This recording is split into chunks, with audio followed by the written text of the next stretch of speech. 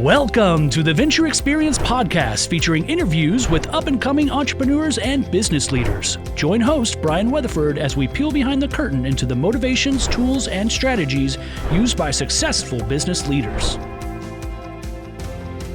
Hey there, welcome to the Venture Xperience podcast. My name is Brian Weatherford. I'll be your host today, but the big part of today is the guest, as always, and we've got a great guest for you. Let's meet him now. His name is Rubin Beckner. You're the Director of Marketing for Venture X. Rubin, welcome aboard. How are you, sir? Thank you so much for having me, Brian. I'm really happy to be here today. Well, I tell you what, we're going to get to today in just a little bit, but I was reading the bio and whatnot, the notes, if you will. I actually prepare for these things. You've got a fascinating background with all the stuff you've done. If you don't mind, give us a little bit of how you got to be the marketing guy you are. You know, marketing, sales, always been a passion of mine ever since a young age.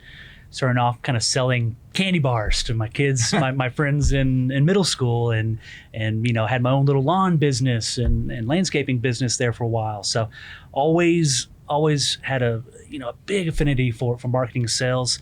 When I first got into going to college and whatnot, I actually wanted to be a psychologist, believe it or not. Mm-hmm. So I was always fascinated with the study of people and those subconscious motivations on why we do the things we do. But very quickly in school, I was like, oh man, if I want to be a psychologist, I'm gonna have to be in school for quite a bit longer. Sure. And so very quickly, within the first 2 years of college, I switched pivot to marketing. So, but with the focus on the sociology and the psychology of sales. So understanding those subconscious human tendencies that we all have that motivate us. And so if I can tap into that, I can get people to buy whatever I'm selling. I mean, I can absolutely, I have a little marketing background myself, not as extensive as yours, but I totally get that if you can understand the psyche of your customer, or more importantly, your potential customer, you can get rolling right along. So that's all the things you did, marketing, and boom, here we are at Venture X. How long have you been on board here? I've been on board since 2018. So 2018. I've been in the co-working industry about 5-6 years now.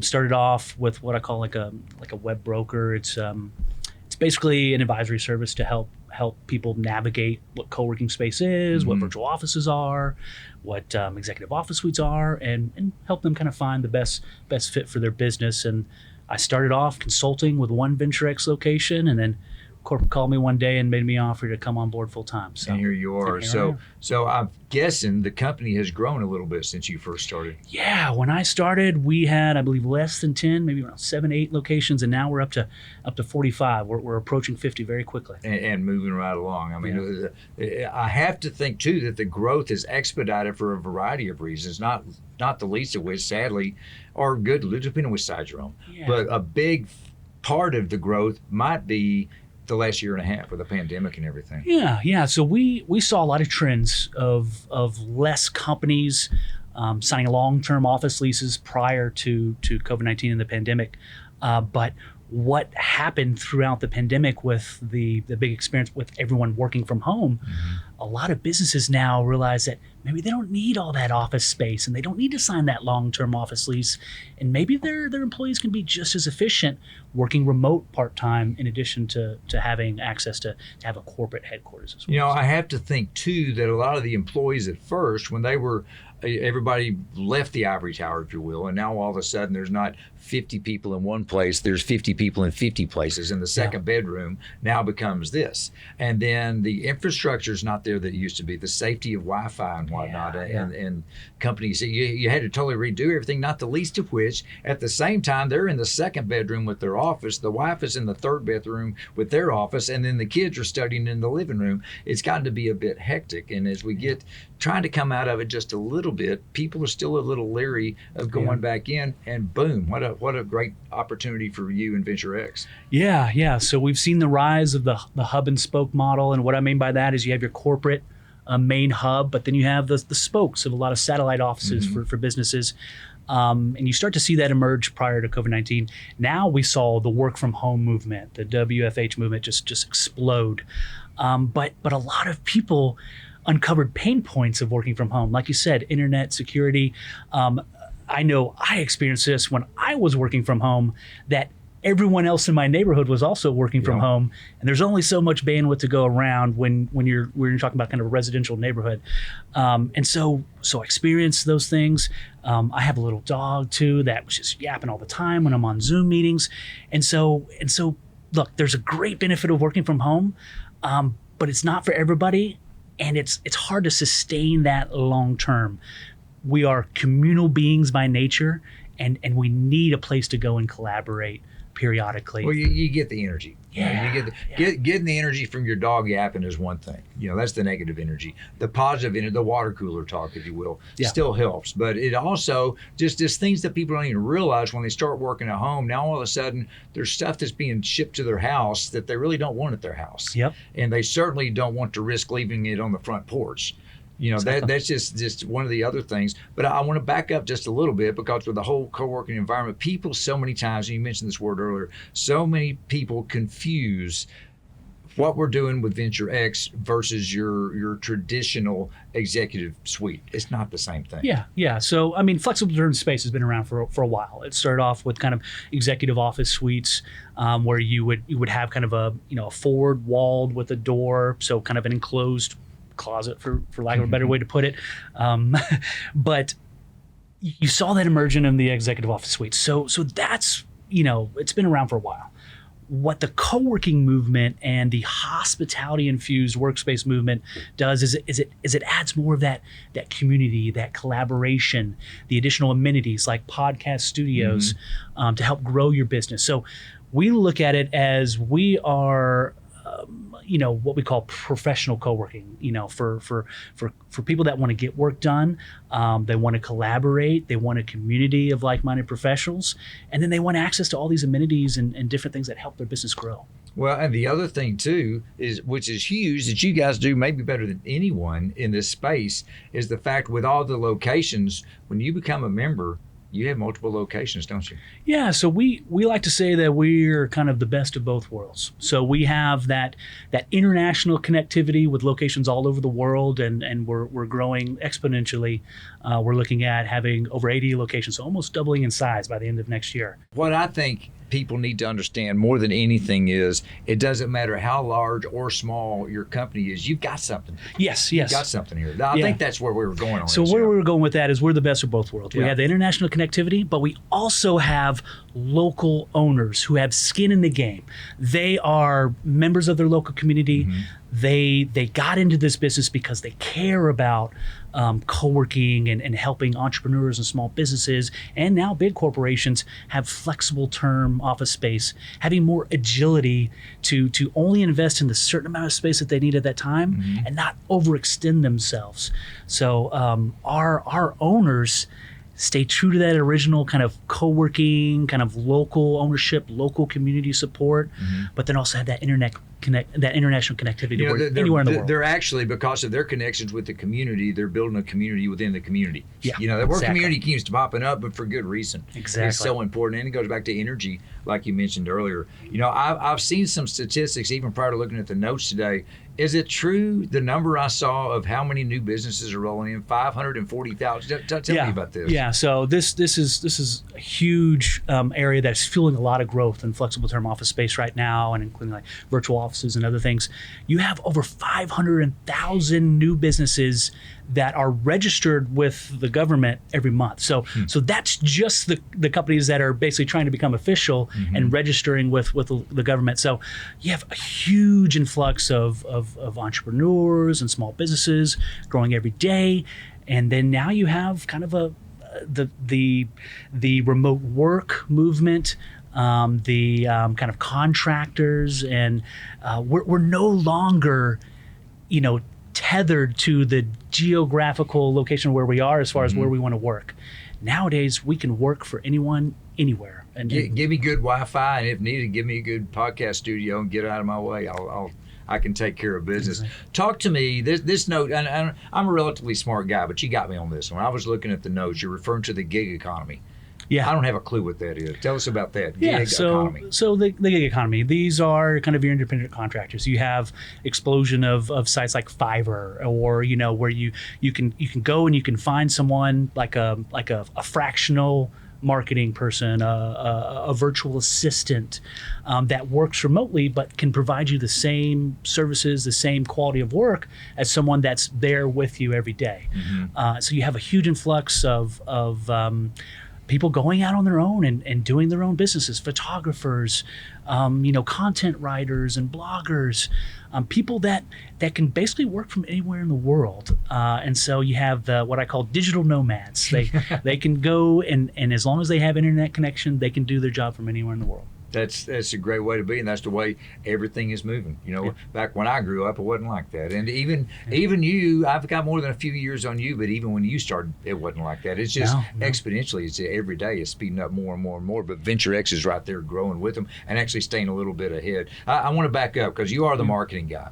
And so as the marketing person with all the different types of businesses, the industries, the size of the businesses, the locations and everything, you've got to target everybody. Now, you don't throw that one blanket out there and catch everyone. Do you find yourself doing specific target marketing geared towards certain segments? And if so, how are you pulling that off? Yeah, so this is a balance, balancing act here. The number one thing they tell you to not do in marketing is try to be something for everyone. And so the best marketing messages are those that resonate directly with your audience.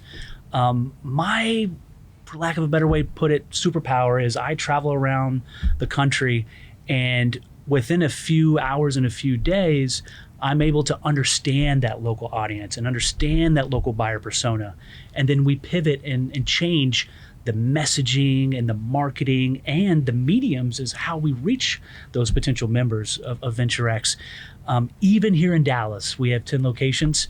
How we market in Uptown is a little bit different than how we market in the suburbs of Frisco. Good point. And it's a different audience, and so helping our franchisees understand who their target audience should be for their specific location is very, very important. And the messaging as far as how you market to the individual and what you say to them, it has to be relevant nowadays because we are inundated with advertisements from all over the world. Sure. So when we get tugged in a million different directions, it's important to stand out. And I feel like that's what we strive to do here at Venture X. Well, you absolutely do. And because of that, I want to get to this. One thing, I've been with marketing from day one, the successful businesses get referrals. And I have to think, because of the way you're set up, if I have my business, I'm operating my business out of Venture X, and I have someone come over to meet me the very first time, the wow factor alone is going to knock them flat. And immediately they got to start thinking, wait a minute, I need some of this. Do you find that a lot to where, as the marketing guy, all you have to do is get somebody in the front door and get out of the way? Yeah, it definitely becomes a snowball effect. Some of the first deals that you do when you're opening up a new space those are the most difficult. And but once you gain that momentum, and you have that social proof, or those kind of founding members that then become your biggest advocates, the word of mouth is very, very important in growing a community like this, like what we have at Venture X.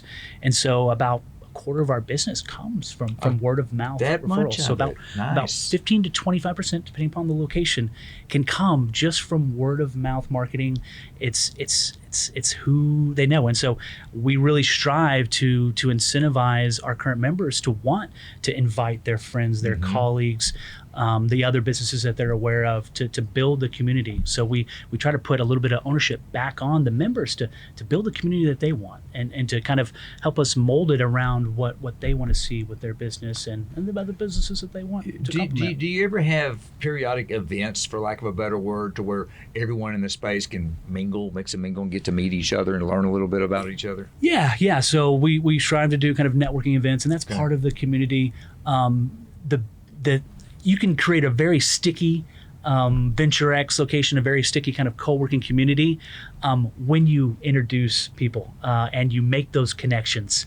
When they start to make relationships, or they start to do business with each other in the same co-working space, that's when I know that we're on the right track, because that becomes a snowball effect, and it makes the space real sticky. People don't want to leave when they work around their friends, or they have a great environment, or they're doing business and their business is growing by the other members that are supporting them in the same space. They've got proof. They've got proof that it works. Even if someone came from the outside, because someone who's not a member per se, could they come in and rent this beautiful podcast facility to do something? And that's the beauty, is that we offer kind of pay-as-you-go plans. So, Okay. I mean, you can get it by the hour, by the half day, by the week, by the month, by the year, offering that pure flexibility to only bite off as much as you can chew at the time is important now for businesses that are, struggling to make ends meet and to build their revenue. But even again, two things. One, they come in for the podcast studio and they see everything else. Go, wait a minute, maybe I do need to crank it up a notch. And two, if they're bringing in a guest with them that they're going to interview for the podcast, it's the same thing. This might be someone someone's heard of Venture X. They know the cool podcast studio. They want to use it. They're bringing the guest in who's never heard of Venture X. Yep. Now they have, and then that whole snowball starts rolling again. Oh yeah. No, the podcast studios that we have in our spaces are a great amenity and a marketing engine even by themselves.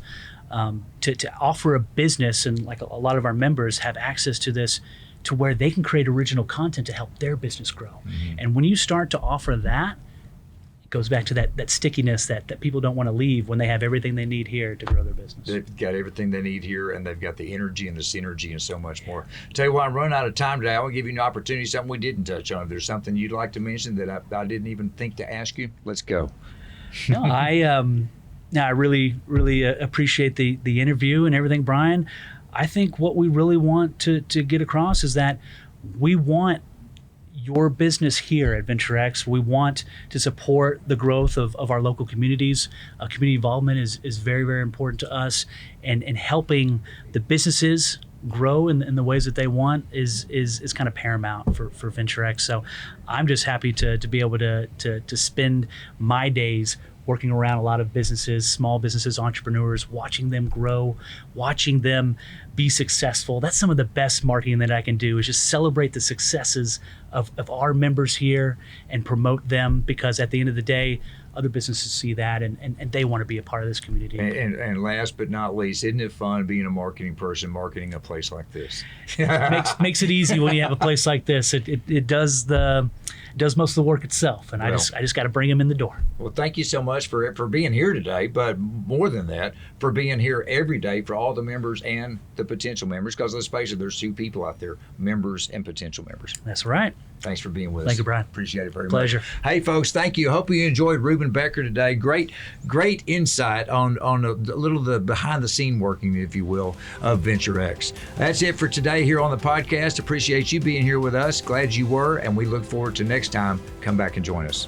Venture X is a locally owned and globally connected portfolio of co-working spaces providing businesses with on-demand office space and services to run their company. To book a tour, visit www.venturex.com. When you need a space for your next business, X marks the spot.